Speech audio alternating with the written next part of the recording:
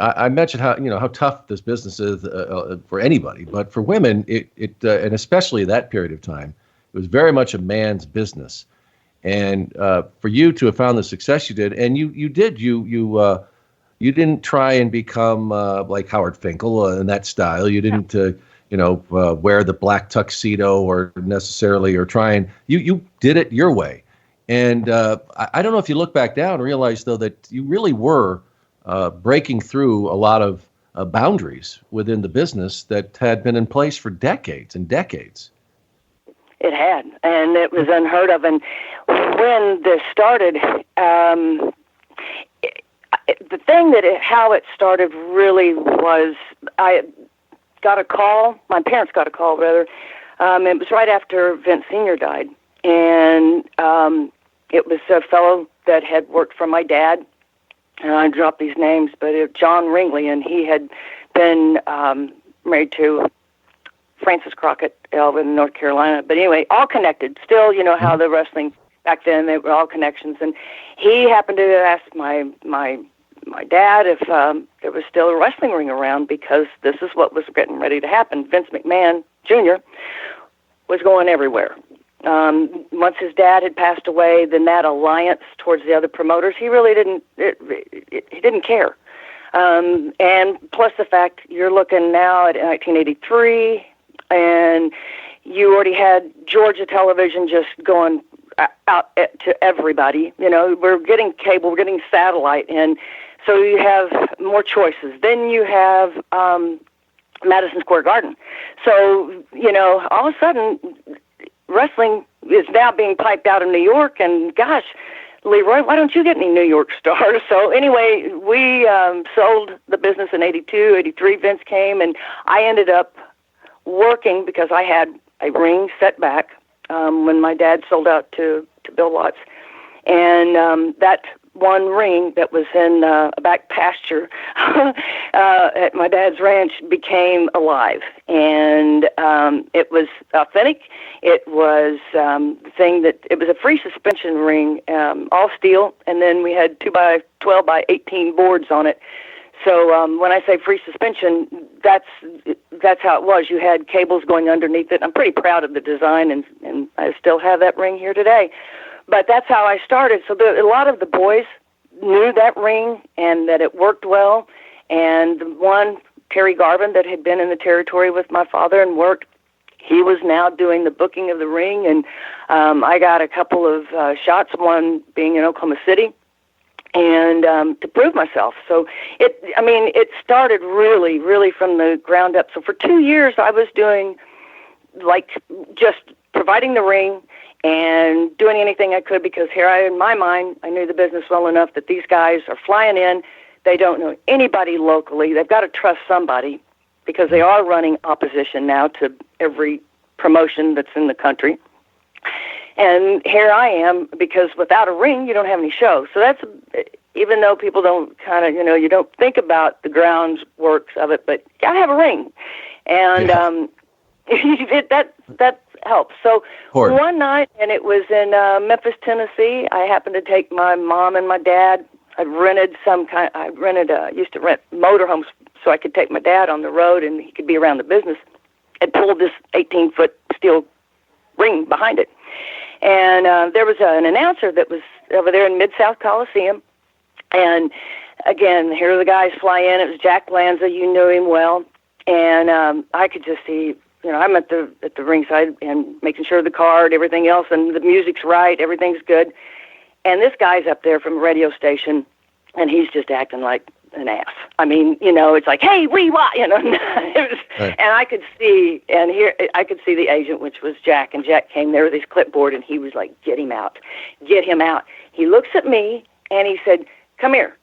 Takes me to the back, and here's all these people that I have known most of my life and loved. Andre,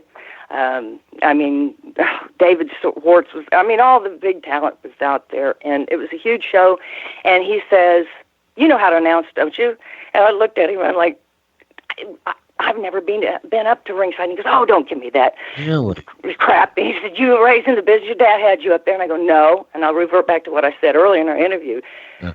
I never was at the ringside. Those were for paying customers. But anyway, he didn't want to listen to it, and he had some index cards there. And knowing most of the talent, I had to write every one of their names down because I was like, oh, my God, what am I doing? What about, but hey, it was going to pay some more money. Yeah. And we just settled down.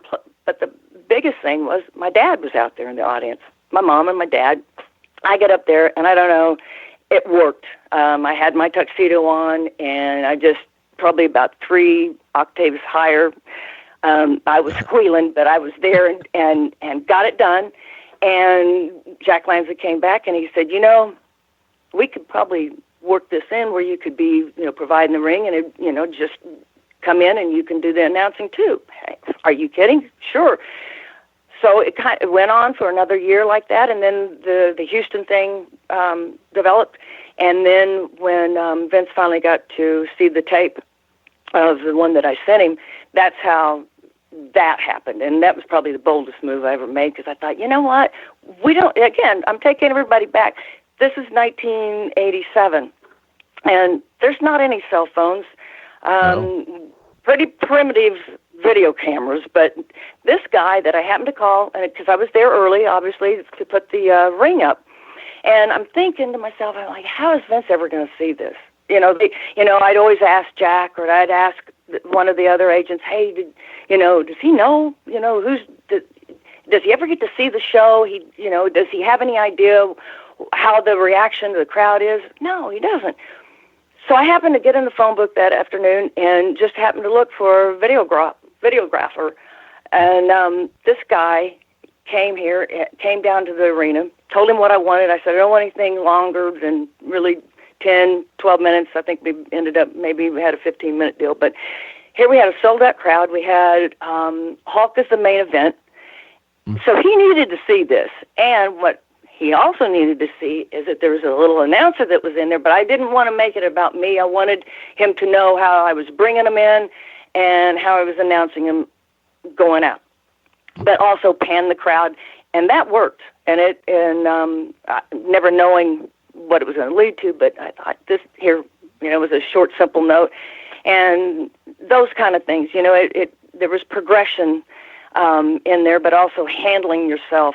And that was huge, just because it was not a warm reception with the wrestlers at first. Even though I knew a few of them, it was, you got to prove yourself. Mm-hmm. And, sure, you were okay, you're Leroy's daughter, but, are you some kind of princess? It's not going to work around here, especially with the schedule that those guys were doing back in the early 80s. I mean, maybe they would go home once every 45 days, because Vince was working them, and they were going all across the country, and it was chaos. So anyway, that's how that it really, I feel like I was the cocoon in a cocoon, in that it just kind of we did grow, and there was contests along the way. I had wanted to do some interviews, like in the dressing room, and he wasn't really sold on that. Mm-hmm. Vince being he, until he brings, I think there was a girl named Bonnie, something that came in for a little while, probably about a month, and it's women, and all of a sudden you've got another one, and she's doing the interviews that I wanted to do, mm-hmm. And I thought, I know what I knew the business well enough that when you feel competition, you're going to have to up your game a little bit, and I did, and she didn't, and that's where I got to stay a little bit longer. But I knew that I could have, if I had thought about it, it probably would have. I'm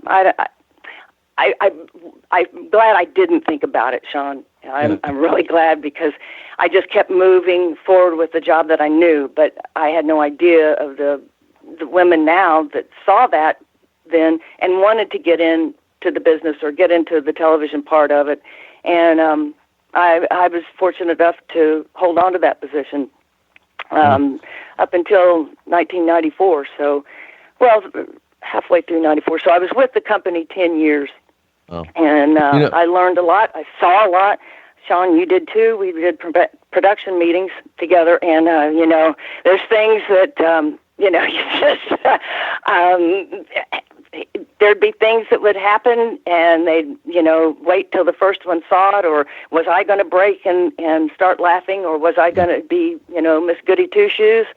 I might look like Miss Goody Two Shoes, but hey, go on, y'all, just a bunch of big boys here. I can handle it. So that helped too. I would remind them too that I would say, look, I'm just a girl from Tulsa, Oklahoma.